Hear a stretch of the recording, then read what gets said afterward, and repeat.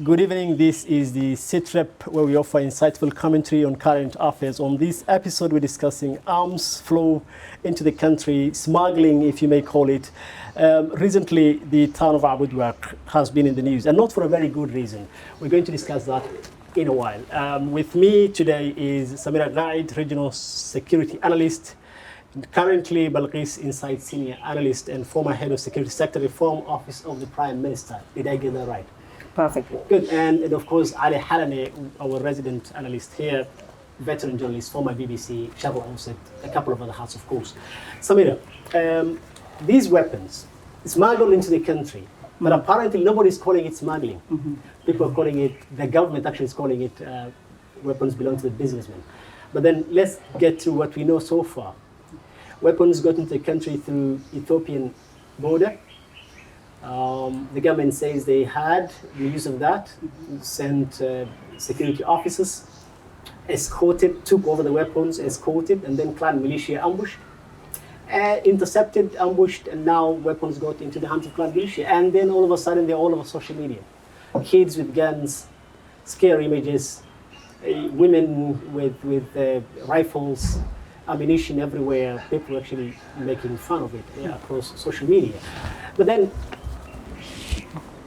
what do we know? Why is this happening in a country that was just celebrating lifting of arms embargo about half a year ago? I think that's a huge, topic to discuss. There's so many aspects of this that are very, very interesting. But the first thing I would say is, what do we know? There's different versions of what we know. Correct. But the facts that we have is that equipment that were being driven and secured by National Intelligence Service vehicles were intercepted by clan militia and looted. And we saw the images that are very disturbing. I think around 6 p.m. I started seeing, videos of young kids with pistols, young women with guns. I mean, the images were just atrocious, right? But I think that's what we know. Who did what, I think, is the most interesting thing. And the versions, the official version and the other official versions that are coming out. So we even have different versions of the official version. Yeah. So the area that this equipment was coming from is an area that is already heavily armed. The militias in that area already have enough arms. That looks to me like a trade route, something that was naturally happening. And this was different. The only reason this is different to me is that a community is actually confident to intercept government convoy. And that to me is a dangerous aspect of it and interesting to me. But everything else, the fact that our borders are porous, that's always been known, that we are prone to smugglers and now businessmen, that is also known to me. It's a known fact in the Somali context. The interesting thing to me, the new thing, is that a government convoy can be attacked by clan militia that is pro-government. So this is a point. This is first of all, this is a major challenge, not only in security level, but also in the political level. And this is the first time that we know all the weapons are there and clan militias are armed to the teeth. Yes. So, but it's the first time that clan militia dare to intercept or overtake weapons belong to the government of Somalia. So this is the case. Are we in a situation that government cannot control its arms? Or, as you mentioned also, there's trade routes of the weapons are known, the dealers are known, and weapons are flowing to the country many years ago, and still there. And no one has intercepted any other government properties of these weapons. So this will be a big blow to the not only for the state level, federal level, but the state level also. Are we going to an era that government cannot secure its arms in the hands of its military power? That's the problem. Let's go through the response of the government. Here you have the press release from the Ministry of Interior, Ministry of Internal Security. The language is very interesting. The government here is saying the weapons belong to businessmen. Are there businessmen licensed to bring in arms into the country? Was it illegal to bring in? Why are we not calling this smuggling? Why are we shy? Why are they shy from calling it smuggling? And what's the difference between illegally dealing in arms and smuggling? Because here also a part of the press release reads, the government decries that the risk that this could also fall into the hands of Al-Shabaab. Mm-hmm. Yeah, that there's a very interesting thing that has happened or has changed in the country that hasn't been thought about. We had the lifting of the weapons embargo in December 2023. Correct. Before the lifting of the embargo, we had a process and rules on how to import weapons. Yeah. But the fact is they were coming in illegally. But we had a way of defining what is legal and what is illegal. Mm-hmm. After the weapons embargo was lifted, they needed a new definition of how to import, which is drafted in a policy. We have had no policy up until after the incident. We can talk about that later. Yeah. But we have had no policy within which it's clear, even for government itself, how to import weapons and who is authorized to import it. Is it only government that can import? Can private security institutions, other people, individuals import weapons? And what process should they follow? That has never been defined during the lifting of the weapons embargo, which I think should have been the case. And even after, until this incident happened, we were in no man's land. We had no idea. If I, as Samira, needed to buy a pistol to secure myself in a context of Somalia, I don't know if I should go to the illegal weapons market or if I should look for an authorized government store. Are there authorized government stores? No. Now that's what happens in a policy. We see in the UN Security Council resolution, there is a request to government to license official private security companies that are allowed to import. And that, I think, is another big problem that's coming, because which are the companies that will be licensed? What are the rules? In what FMSs will they be licensed? Yeah. There is a fear, I think, for FMSs as well and others who are going to be licensed as official ones, and what is the political economy around that? Perfect. And only those ones will be authorized. Yeah. So I think that's one important aspect. Mm-hmm. But none of that has been done. Yeah. There is no way to know who is authorized. Yeah. The government doesn't know it, hasn't defined it. The FMSs don't know it. Private security companies don't know it. So we were living in ambiguity. Until we get set up in until abudwaq. About 2 trucks. That's the ambiguity. 2 loaded trucks. Ali, what do you make of the language of the press release from the Minister of Internal Security? Yes, really, as I always said, our government is lost in communication and sending a unified message to the or response to the events like this abudwaq incident. Yeah. So I don't know what happened, but when the ministers talk to the parliament, someone going far and another one is going another way, but they try to absorb the heat, but they didn't succeed. Yeah. So this is there's a language problem, and maybe in the Somali language we cannot differentiate between the smuggling and the business, and both of them are business also. So and that's the problem. I like that. So go ahead. They get lost in the middle of these things. Okay. But the bottom line is now the government's challenging its credibility with the UN resolutions, with the lifting arms embargo or something like that. So the perception they can create is there is a possibility to rethink the lifting of the embargo from Somalia. So there is that risk. There's no one wants to go back again. Wait a minute. There is precedent of this happening elsewhere. But there is a question now. A lot of questions now arising from that. If that incident happen again and again, could that lead to a Security Council to reevaluate? Yeah, I just want to interrupt you there. There is precedent of a reversal of the lifting of the weapons embargo in other countries. Okay. It's happened in Liberia, I believe, Sierra Leone or Liberia, and also it's somewhere in South America. And it happened after violence continued, repeated incidents, weapons in the hands of civilians increased. That increase led to the Security Council reversing that. So we have to also, as government, I find that as analysts, as the people watching this, we want this not to ever happen. We had it for 30 years. The fear is if it's reversed, we might have another 20 years of an embargo. And that perception is horrible. So we are conscious of it, but I don't know if the government is conscious that the actions it takes could lead to this. So this is just one incident. I don't believe from this one incident that the lifting of the weapons embargo could be reversed. Let me take you back to one action the government has taken. One action the cabinet took is pass a policy on the sale of weapons and ammunition 4 days after the arms saga in abudwaq. On 19th of July, the cabinet met in an extraordinary meeting, and the cabinet passed this policy on the sale of weapons and ammunition. What do you make of that? Does it cover for the government's gap in communication, in control, flow of weapon, in regulation? Does it cover now that this policy is passed after an incident happens? I think it was just for the peanut gallery. This action was to show that they have taken swift action. This was an action that was needed. A policy, as I told you, needed to be defined before the lifting of the weapons embargo. Correct. So that once you lift it, it's clear to government, it's clear to everybody how to procure weapons. You can't have that after abudwaq. It's clearly you're reactive. Yeah. You're not proactive about this process. So I think it was for the peanut gallery, for the ones asking questions such as us, where is the policy? But has this policy been well thought through? Who has read through it? Has it gone through the various stakeholders? It comes through an extraordinary session held at night.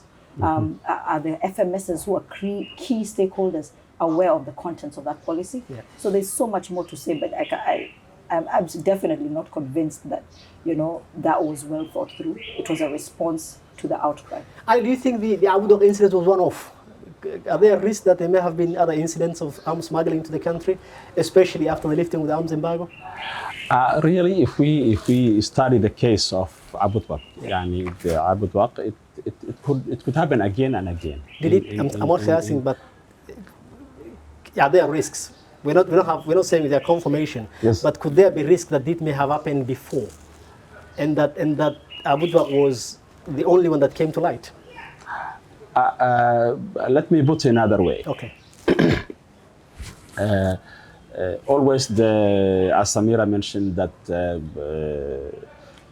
weapons smuggling or weapons business was going on since 30 or more years. Yes. It's coming from these borders with the neighboring countries. Yes. Mainly Ethiopia, Yemen, and also the open seas in Gulf of Aden and Indian Ocean. Yes. And sometimes even government buys weapons from the smugglers or businessmen. Okay. That happened more and more. Yeah. I remember many cases of that, incidents. Yeah. So now it always, as I listened to one of the senators talking about, I think you can play it now, talking about this case. Yeah. The business of weapons is going on, and it is a silent commercial issues. Yes. And government was okay with it. Yes. And dealers were okay with it. But this government could not dare that to say it was our weapons, and we were escorting it, and has been intercepted by clan militia. Yes. Although the Minister of National Security also is somewhat admitting like that case. But the main issue now is, and government talked about it, to recover these looted weapons. Which hasn't happened. Which has happened and will not happen in the case, as according to my perspective. Because clan dynamics are very complicated in Somalia. Yes. Clan dynamics are very complicated, and also the weapons scattered now in a very vast area, and part of it's now reached Mogadishu, Beledweyne, and somewhere else. So, and the price of the Kalashnikovs and dropped significantly. Hugely. Yeah. Samira, prior to the lifting of the arms embargo, what was the process of procuring weapons, and how is that different now? So there was a process within which we knew what was legal and what was illegal. That is prior to December 2023. Correct. The process was that a notification had to be made either by the government, or the importing country. Yes. The country that is providing those weapons. Notification out to the Security Council. To the Security Council, there's a sanctions committee. Yes. A notification had to be made that we are providing this sort of equipment, and it is specifically this type of arms to the government of Somalia. Yes. The government of Somalia was the only authorized entity Yes. to import weapons. And so through that process, the notification is made, the government also confirms the notification, and after that weapons are delivered, they can only be delivered to the central armory that was in Halane, still in Halane. Yeah. And after it's delivered in Halane, there's a registration process, and then the government has to provide an end user certificate. Where are these weapons destined? Okay. Is it going to Baidabo? Is it going to an FMS? Is it going to Kismayo? Who are these going to end up with? And all this goes to the sanctions committee. So it's a rigorous process. There's a rigorous process, and when this is a process that makes you official. If your weapon has to be registered this way, it's official. So private security companies would do this. Their registration would be done at the Ministry of Internal Security. Their numbers would be taken. The weapons would be marked. So if you find a weapon, let's say there's a terrorist attack, a weapon is recovered, it has a marking. You're able to identify, did this come into the country legally or illegally? And now that the arms embargo has been lifted, all that changes. All that changes. It's important that now the government is sovereign. They don't have to tell anybody what they're importing. Or the end user certificate. They don't have to provide any communication to the Security Council or others, other than this central monitoring department that's in the UN Security Council resolution that's supposed to go with us, work with us, and support our capacity. But there's now no obligation on government. We are completely so the responsibility has now shifted to the government. The responsibility is now for the government to decide how to import, and how to procure, and how to distribute, and to legalize that within its borders. And that responsibility is defined in a policy that was now done after abudwaq. Speaking about and always our government loves the short ways to manage like these big cases. They don't want to have a long process that emanated from Security Council, the central monitoring, something like that. So what I'm afraid is, now we are sovereign and we can buy weapons from anywhere in the world. But are we ready to treat the case like any other sovereign country, to have that long process and policy or something like that? I think the politics of it is what you're talking about. I think the politics of how the federal government, in the current context, the different FMSs we have, including Somaliland, a policy that includes them, that ensures that Puntland is included. I think the politics of it is very important, and I think that's the hard work that nobody's doing. Yes. Yeah. So you think that it is it's a politics again coming out. 100%. So if we do not resolve our political problems, that we cannot solve the weapons problems. I think that's what's not being said. That's the elephant in the room. You develop a policy that now would possibly make illegal how President Ahmed Madobe is procuring weapons. And if they don't procure it through that way, then they could actually be reported by government. So the politics of what is going to be made legal versus illegal is in that policy. And for you to get a policy that is well agreed, the stakeholders are the FMSs, because they have security forces. The other stakeholders are the private security companies, that because in our context, the government is not providing security to everybody. So all those stakeholders have to agree in the policy, so that it's not a government can now one day say, no, that weapons shipment to, say, Puntland, for instance, should not come in.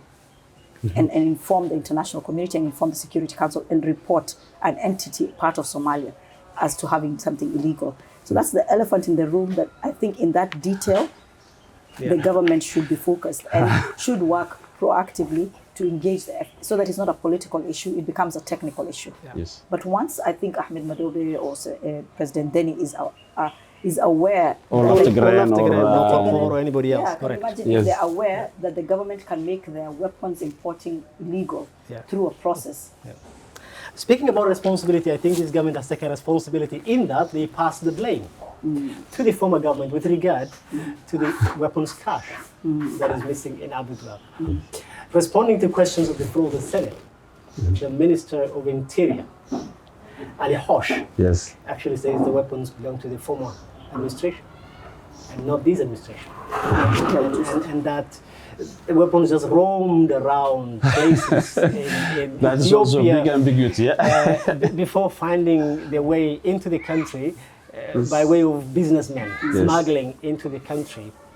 And he says clan militia belonging to the clan that resides in abudwaq have now intercepted and taken the arms. Let's listen to what the minister has to say, word for word. Which, by the way, is very different from what the Ministry of Internal Security said. When they say they didn't say this belonged to the arms belong to the former government. Yeah. But now these ministers say no, they belong to the former. Let's say.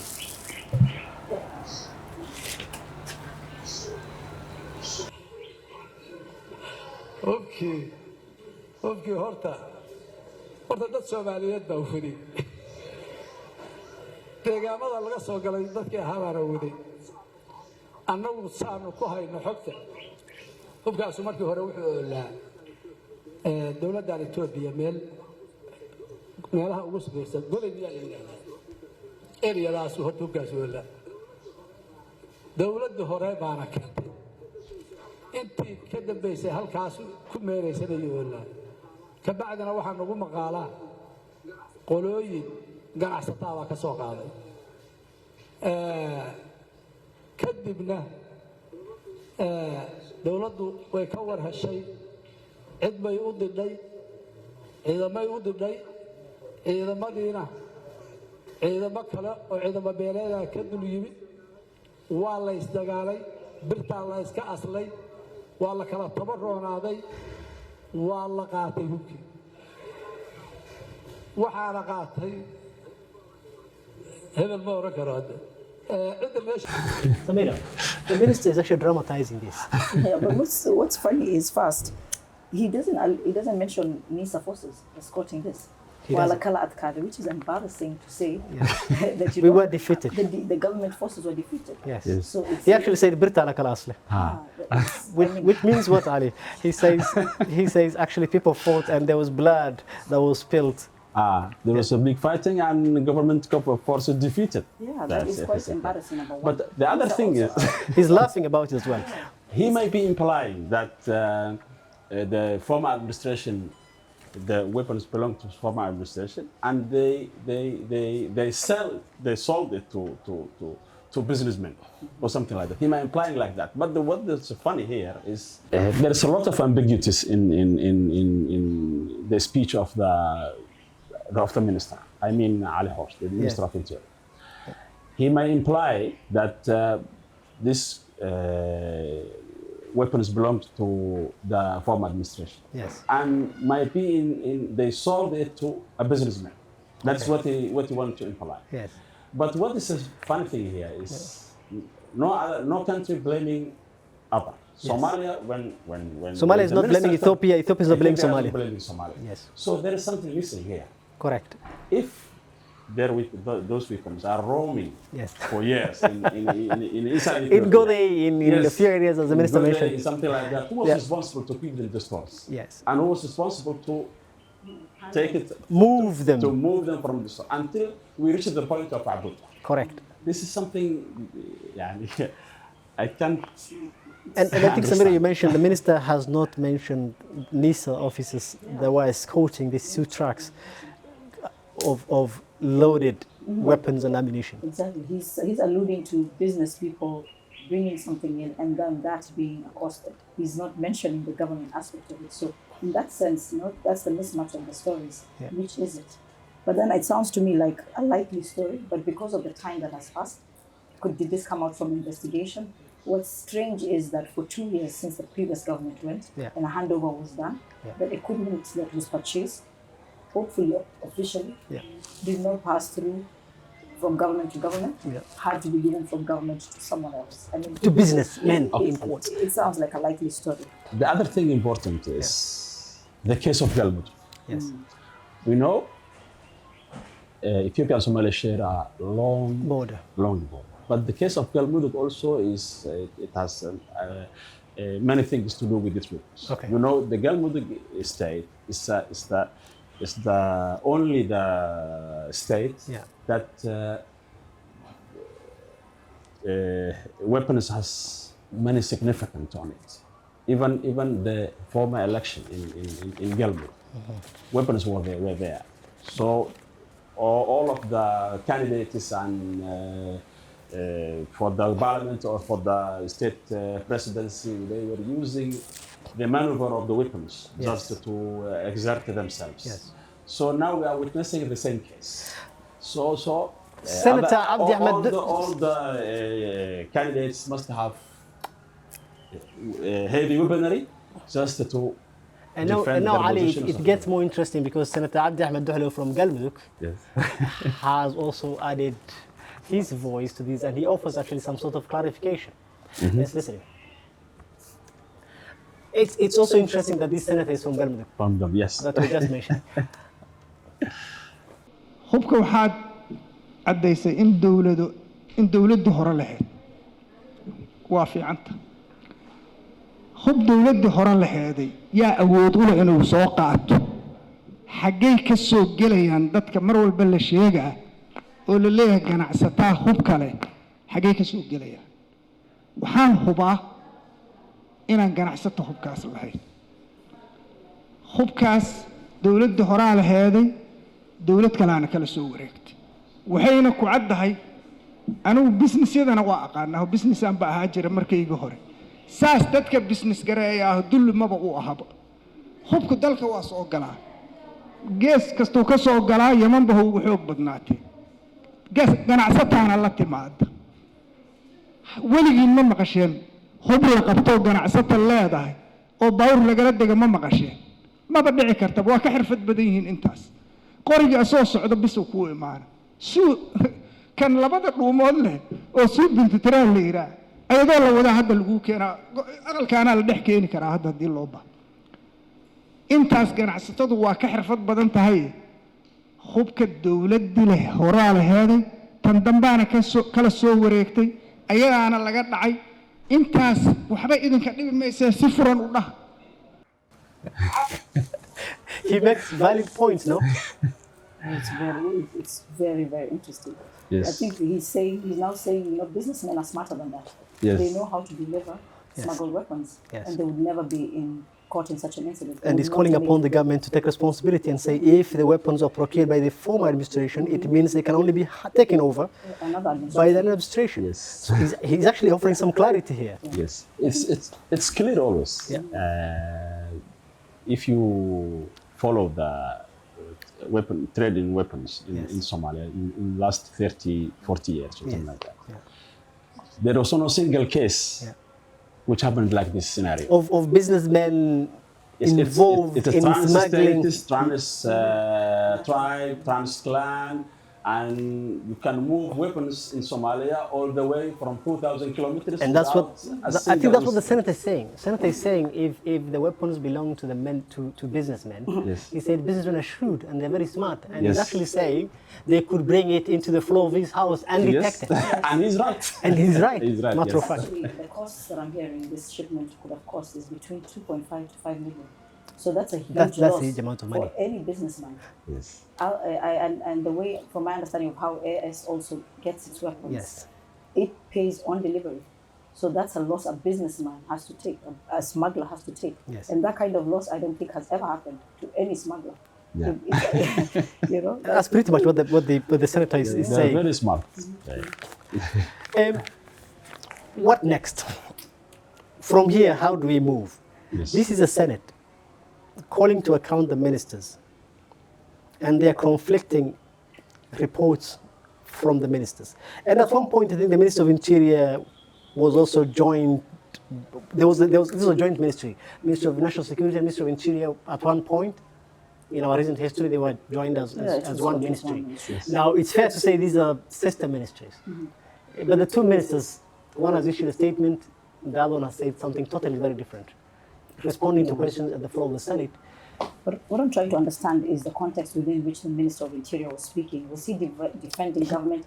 No, he was responding to a question from a senator. That doesn't make sense to me because it's a security task, and the task falls on the Ministry of Internal Security. So you should have had Senator Fartag coming to the Senate and explaining this. You don't have a Minister of Interior whose responsibilities are stabilization. The farthest they go into the security sector is stabilization. But this falls strongly just under the Ministry of Internal Security.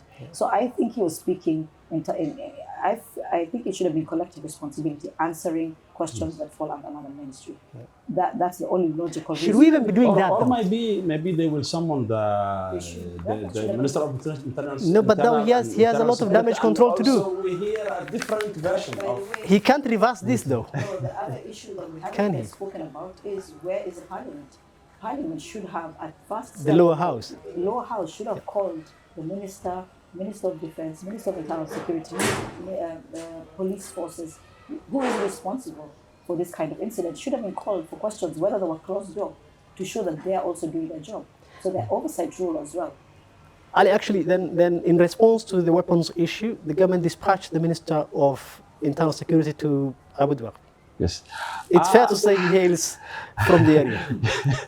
That's the only qualification that you can send a minister to his tribe or to his clan to recover the weapons. Yes. And still fail. We are now going back to our old traditions that if some clan did something for another clan or something like that, so now we are dealing the case with. I want to understand what was the objective. To recover. Objective to recover the weapons. Yes. To recover the weapons and to convince the. And now, Samira, you know, if Ali is ever appointed minister, you know where to send him now. Yes. Yeah. So, and according to my understanding, he will not succeed to recover the weapons from his clan. Yeah. Maybe there will be some arrangement to recover some small arms or something like that, and he says that's what you have found. Yeah. And even that is unlikely, Samira. Yeah. I don't think even a pistol can be recovered from. Once clans in their very complicated dynamics take hold of weapons, I think it's free for all. Worse than the recovery is the grandstanding by clans. Yes. You saw the Ugas coming out very strongly and telling the government, do not dare come and recover these weapons. They are safe. Yeah. They're not going to fall into Al-Shabaab hands. Yeah. So the grandstanding after the effect. Yeah. I don't think anyone even expects a photo of. No, some people now are talking about halfway solutions, just to integrate those militias to the national security, then their weapons to be registered or something like that. But I don't know.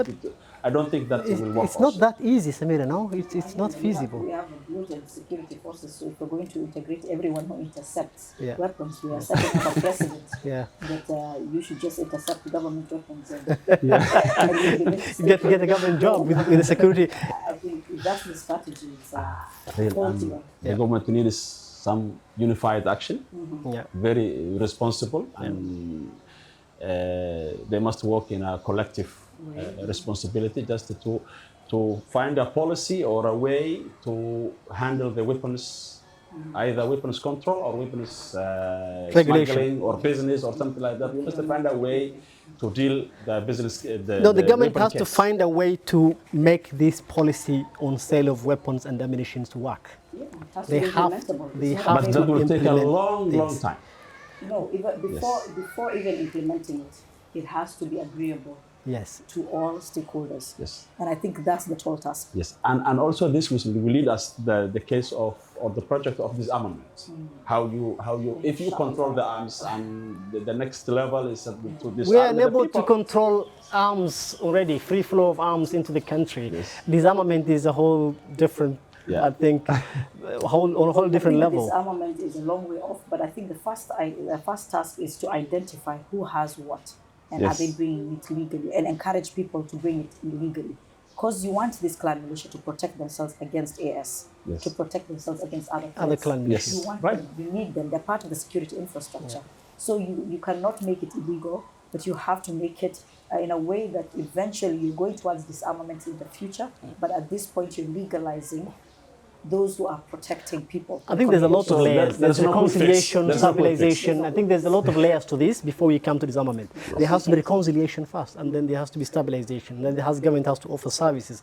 The road is just far ahead, and the climb is very steep. Samira, thank you so much. This has been lovely. You apparently the only lady who has joined us in 9 episodes. I am sure it's a blessing, and more will follow. I'm always a first in things. You're always a first in things. You're a trailblazer. Thank you so much, Samira. Ali, thank you too. That's it from us. Have a lovely day. Bye-bye.